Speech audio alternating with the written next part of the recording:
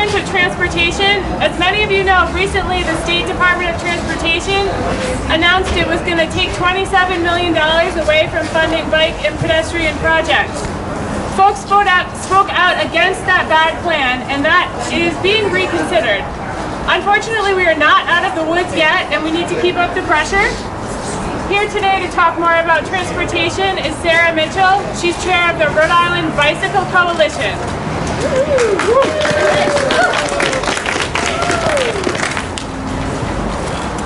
Hi, thank you all for being here.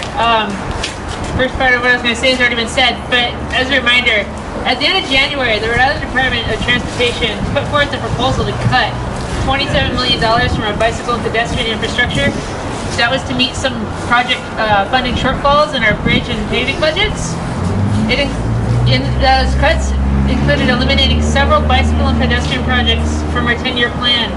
Projects that would have created safe infrastructure for people who bike and walk in some of our most dangerous corridors.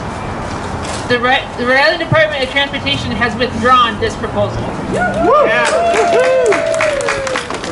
And while we all applaud this decision, we implore the state to not only keep our bike ped projects funded, but to also invest in and integrate bicycle and pedestrian infrastructure into every bridge and road project.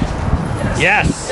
What the state calls transportation alternatives is transportation. Yes. Biking and walking is transportation and should be treated as equal modes in all of our street designs. 45% of all trips nationwide are 3 miles or less. These distances are perfect for walking and biking. However, we overwhelmingly choose to make these trips by car because biking and walking does not feel safe in our communities. Complete streets are streets designed for all modes.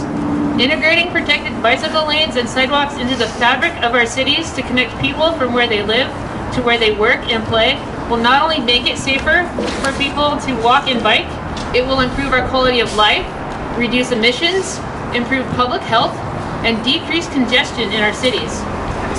The single largest contributor to emissions today is our transportation network, a network that favors traveling by car more than any other mode. While electric vehicles are a vital component in reducing emissions, it will be decades before we see them replace our traditional fossil fuel powered vehicles. Bicycle and pedestrian infrastructure can be built now, and it is one of our most powerful tools in the fight to reduce emissions. To that end, I invite all of you to attend today's Transportation Advisory Committee meeting today at 5:30 p.m. across the street at 1 Capitol Hill on the 2nd floor in Conference Room A to remind the state how vitally important biking and walking infrastructure is to Rhode Island's future. Thank you.